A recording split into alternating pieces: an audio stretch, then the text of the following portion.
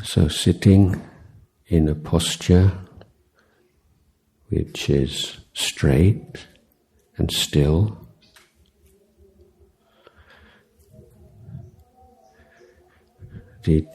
how you place your arms and your legs is not so important, but it is important that you keep straight back and don't allow your posture to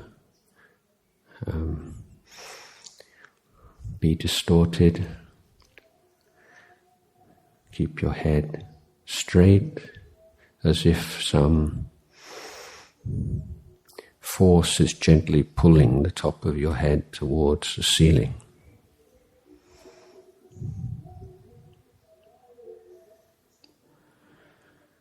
And we give the mind some work to do.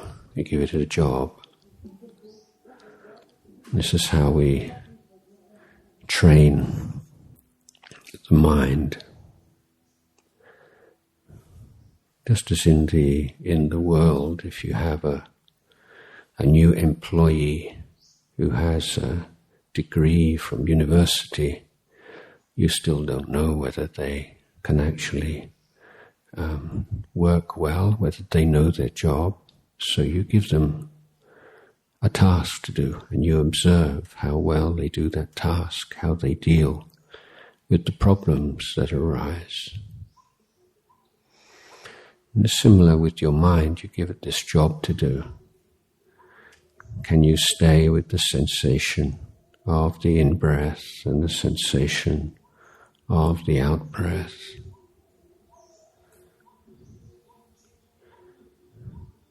How do you protect the mind to prevent it from wandering off into imagination, memory, fantasy?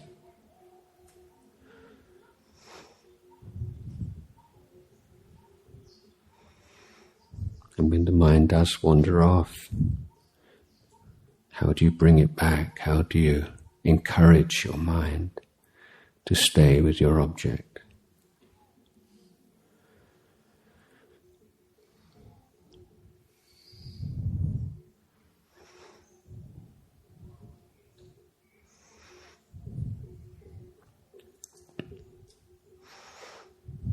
So the human nature is that we dislike pain, we like pleasure, to be happy. So this is a challenge in beginning of meditation. It's not so pleasurable, it's hard.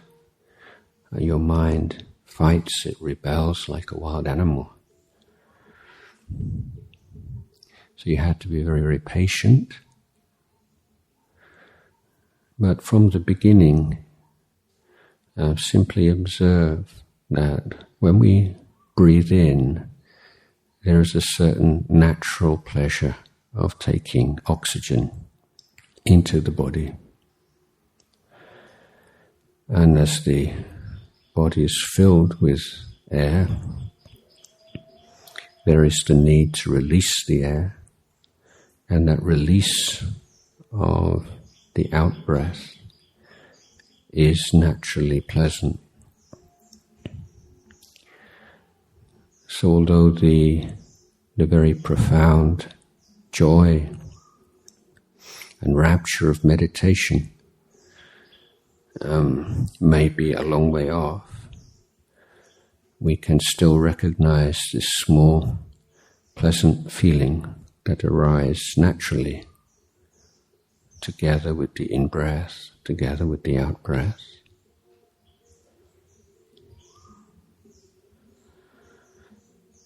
And that is an observation which will strengthen the mind's interest in the breath and resist the temptation to indulge in memory and imagination.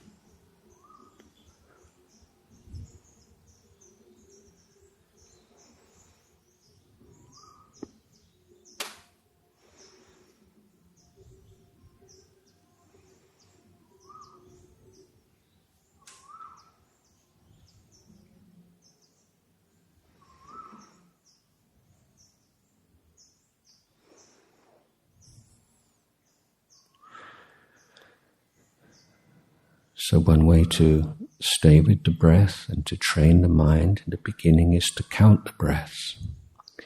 So when you go in breath, you count 1, and out breath 1.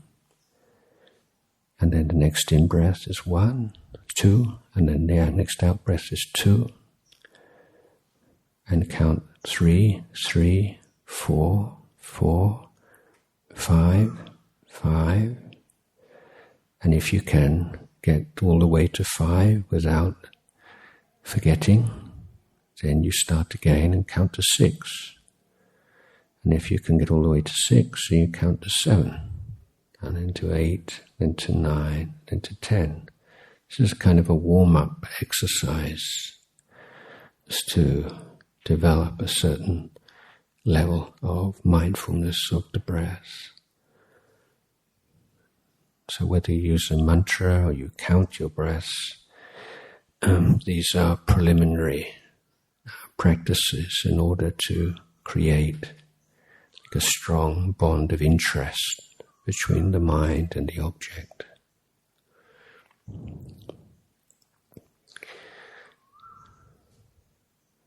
So not allowing the mind to get caught up in frustration and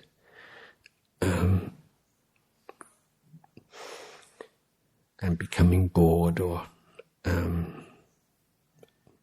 negative about the practice when we find it difficult. So starting again. This kind of patience and resilience is a very essence of the meditation practice.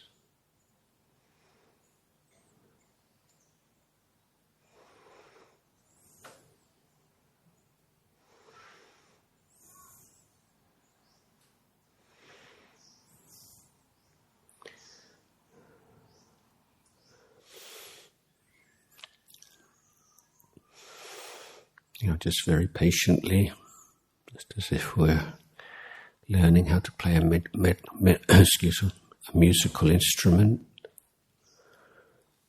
Any kind of complex task need a great deal of application and humility. It's not something that anyone gets right straight away or gets right very easily. You have to work on this